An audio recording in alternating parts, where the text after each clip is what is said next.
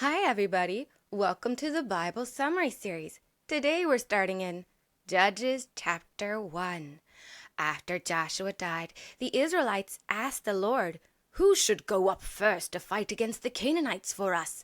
And the Lord answered, "Judah will go. Behold, I have already handed the land over to him." Then the men of Judah said to the tribe of Simeon, "Come with us into the land that was given to us, and we will fight the Canaanites together. Later we will do the same for you when it is your turn." So all the men of Simeon joined Judah in battle. Then Judah went out to fight, and the Lord delivered the Canaanites and the Perizzites into their hands. They killed 10,000 men in the city of Bezek. There they found the king, Adoni-Bezek. They fought against him, defeated his forces, and captured him. But Adoni-Bezek tried to escape, so they chased him down, caught him, and cut off his thumbs and big toes. And Adoni-Bezek said, "I once had 70 kings with their thumbs and big toes cut off, gathering scraps from underneath my table. Now the Lord has paid me back for what I did to them." With those words, they dragged him back to Jerusalem, and there he died. Afterwards, Judah's warriors fought against Jerusalem, captured it, struck it with the sword, and set the whole city on fire. Then they marched out again to fight the Canaanites who lived in the hill country, in the Negev, and in the western foothills. They also attacked the Canaanites living in Hebron, once called Kirjath Arba, and killed 3 powerful men, Sheshai, Ahiman, and Talmai. From there they moved on to attack Debir, which used to be called Kirjath Sepher. It was at that point that Caleb gave his daughter Aksa to his nephew Othniel in marriage for capturing Kirjath Sepher. Then Caleb gave Aksa both the upper and lower springs at her request. Meanwhile, the descendants of Jethro, Moses' father-in-law, known as the Kenites, left the city of palm trees, that's Jericho, and traveled with the tribe of Benjamin into the wilderness of Judah, near Arad in the south. They settled there and lived among the people. Then Judah and Simeon continued to fight together and conquer more and more cities. The Lord was with Judah, and they drove out the people living in the mountains. But when it came to the people in the valleys, they couldn't defeat them because those enemies had iron chariots. As promised, Hebron was given to Caleb, and he drove out the 3 sons of Anak. But the tribe of Benjamin didn't drive out the Jebusites who lived in Jerusalem, so they continued to live there among the Benjamites. Meanwhile, the house of Joseph, which includes the tribes of Ephraim and Manasseh, also went up to fight against Bethel, and the Lord was with them. They sent spies to scout out the city that used to be called Luz. When they arrived at Bethel, the spies saw a man coming out of the city, and they said to him, "Show us how to get in, and we will spare you." So he led them to the city entrance. Then they attacked the city and destroyed it, but they spared the man and his family. Later, that same man went into the land of the Hittites, built a new city, and named it Luz. But not every tribe succeeded in driving out the Canaanites completely. Manasseh failed to drive out the people living in several of their cities, so the Canaanites stayed put. Ephraim didn't drive out the Canaanites in Gezer, so they lived among them. Zebulun didn't drive out the people in Kitron or Nahalol. Asher failed to drive out the residents of the Canaanites from several of their cities. And Naphtali didn't drive out the people of Beth Shemesh or Beth Anath. They lived among the Canaanites, though they did make them do forced labor.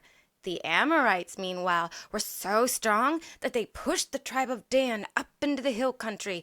They wouldn't let them down into the valley. The Amorites held on to Mount Heres, Aijalon, and Shalbim, but eventually the tribe of Joseph became strong enough to subdue them and force them into labor, but they didn't drive them out either. The boundary line of the Amorites stretched from the ascent of Akrabim, from the rock and upward. Judges chapter 2.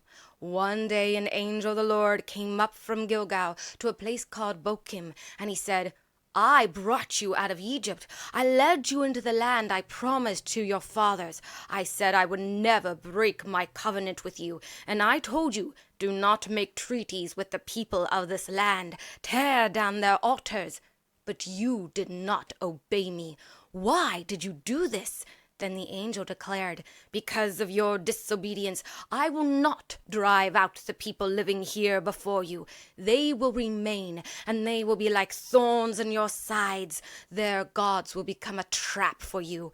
When the angel of the Lord said these things, all the people of Israel broke down and wept. So the place was called Bochim, which means weeping, and there they offered sacrifices to the Lord. After this, when Joshua dismissed the people, every Israelite went to take possession of the land that had been assigned to him, and for a time things went well. The people of Israel served the Lord all the days of Joshua and throughout the lifetime of the elders who had outlived him, those who had seen with their own eyes all the great things that the Lord had done for Israel. But then Joshua, son of Nun, the servant of the Lord, died at 110. He was buried in the territory he had received as his inheritance at Timnath-Heres in the hill country of Ephraim, north of Mount Gaash. After the whole generation passed, a new generation grew up, a generation that didn't know the Lord and didn't know what he had done for Israel. And sadly, this new generation began to do what was evil in the sight of the Lord. They started serving Baal, and they abandoned the God of their fathers, the very one who had brought them out of slavery in Egypt. Instead, they ran after other gods, the gods of all the people around them. They bowed down to them. And this made the Lord burn with anger. They turned their backs on the Lord and served Baal and Ashtaroth. So the Lord's anger was hot against Israel. He gave them over to raiders who plundered them. He sold them into the hands of their enemies all around them. And no matter where they went, they couldn't stand against their enemies. Every time they went out to fight, the hand of the Lord was against them, just as he had warned them it would be, and the people were left in great distress. But even then, the Lord showed them mercy. He raised up judges, leaders, and deliverers who saved them from the hands of those who robbed them. But the people still didn't listen to their judges. Instead, they chased after other gods. They bowed down to them. They turned away quickly from the paths their ancestors had walked, paths of obedience to the Lord. They did not follow his ways. Yet whenever the Lord raised up a judge to lead them, he stood with that leader and gave the people victory over their enemies for as long as the judge lived. And the Lord had compassion on them when he heard their groaning under those who oppressed and tormented them. But as soon as the judge died, the people went right back to their old ways. In fact, they became even more corrupt than the generation before them. They chased after other gods, served them, bowed down to them, and refused to give up their own stubborn, evil behavior. So the Lord's anger burned hot against Israel again. He said, "Because this people has broken my covenant, the one I commanded their ancestors to keep, and because they refuse to listen to me, I will no longer drive out the nations that Joshua left behind when he died. I will use those nations to test Israel, to see if they will walk in my ways and obey me as their ancestors did." So the Lord allowed those nations to remain. He did not drive them out quickly, nor did he give them into Joshua's hand. Judges chapter 3. Now these are the nations that the Lord intentionally left in the land. But why? To test Israel, to prove them, to see if they would obey the Lord, and to see if this new generation would obey the commandments God had given their ancestors through Moses. These Israelites hadn't experienced the wars of Canaan firsthand, so the Lord used this as a training ground to teach these newer generations how to fight. He left the 5 rulers of the Philistines, all the Canaanites, the Sidonians, and the Hivites, who lived in the mountains of Lebanon, from Mount Baal Hermon all the way to Hamath. But instead of rising to the test, Israel failed. They lived among the Canaanites, Hittites, Amorites, Perizzites, Hivites, and Jebusites, and they intermarried with them. They gave their daughters to these nations and took their daughters in return. And soon they began serving their gods. And the Israelites did what was evil in the Lord's sight. They forgot the Lord God who had rescued them and began worshiping Baal and idols in the sacred groves. So the Lord's anger burned hot against Israel. He sold them into the hands of Cushan-Rishathaim, king of Mesopotamia. And Israel served this king for 8 years. But when the Israelites finally cried out to the Lord for help, God raised up a deliverer, Othniel, the son of Kenaz, Caleb's younger brother. The Spirit of the Lord came upon Othniel, and he judged Israel and led them into battle. The Lord gave Cushan-Rishathaim into his hand, and Othniel overpowered him. And then for 40 years the land had rest, until Othniel died. But once again, the people of Israel did what was evil in God's sight. And this time, the Lord strengthened Eglon, the king of Moab, as judgment against them. Eglon formed an alliance with the Ammonites and the Amalekites. Together they attacked Israel and took over the city of palm trees, Jericho. So the Israelites became servants to Eglon for 18 years. Then once again, the Israelites cried out to the Lord, and once again, God raised up a deliverer, Ehud, son of Gera, a left-handed man from the tribe of Benjamin. The Israelites sent Ehud to deliver a tribute, a gift of peace, to King Eglon of Moab. But Ehud made a double-edged dagger about 1.5 feet long and strapped it under his clothes on his right thigh. He brought the tribute to King Eglon, who was a very fat man. After presenting the gift, Ehud sent the servants who had carried it with him back home. But Ehud himself turned back when he reached the stone quarries near Gilgal. He went back and said to the king, "I have a secret message for you, O king." And the king replied, "Keep silence." So all the attendants left the room. Eglon was now alone with the king in his private summer parlor. And Ehud rose from his seat, approached him and said, "I have a message from God for you." Then Ehud reached with his left hand, drew the dagger from his right thigh, and thrust it into the king's belly. The entire blade went in, and the fat closed around it. Even the handle disappeared, so Ehud couldn't pull the dagger back out of his belly, and waste poured out from the wound. Then Ehud slipped out through the porch, shut the doors behind him, and locked them. After he left, the king's servants came, and when they saw that the doors were locked, they assumed the king was relieving himself in his private chamber. So they waited and waited and waited until they were embarrassed. Finally, they took out a key, opened the doors, and there was their king lying dead on the floor. Meanwhile, Ehud had already escaped while they were waiting. He passed by the quarries and fled to Sirath. When he arrived, he blew a trumpet in the hill country of Ephraim and rallied the Israelites together. He led them down the mountain and shouted, "Follow me! The Lord has delivered your enemies, the Moabites, into your hands." So the Israelites charged after him, and they seized the fords of the Jordan River and cut off any escape route.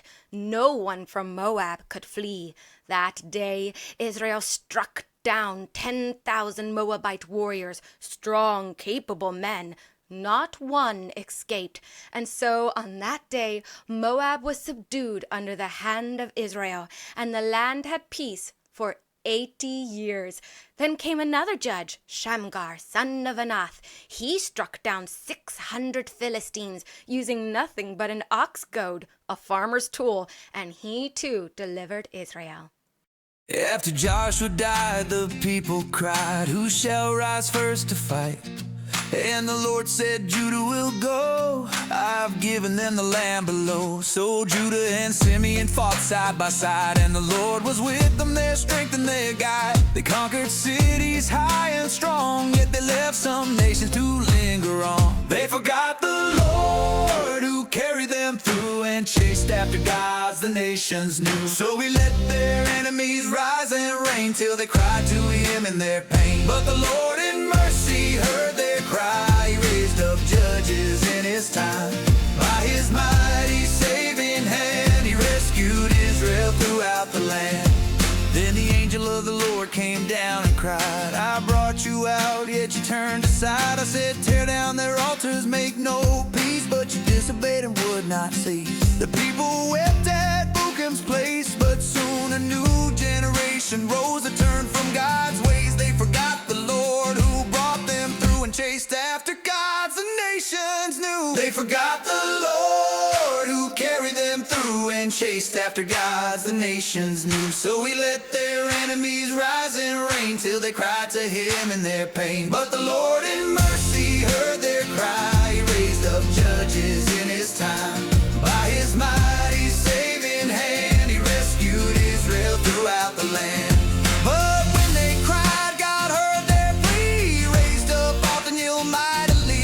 The Spirit of the Lord came on him strong. He conquered the foe and put right what was wrong. For 40 years the land knew rest until he died, then came the test. But God raised a Ehud, brave and bold, the left-handed man with a dagger concealed. He struck down the king and the land was freed. For 80 years God met their need. Then Shamgar rose with an ox goad in hand, and once again God healed the land.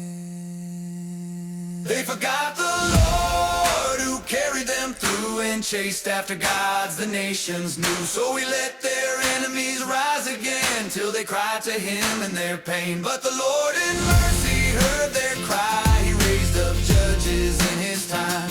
By his mighty saving hand, he rescued Israel through the land.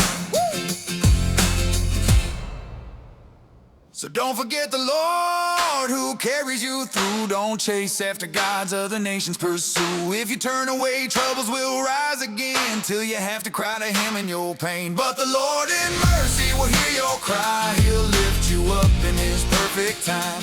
By his mighty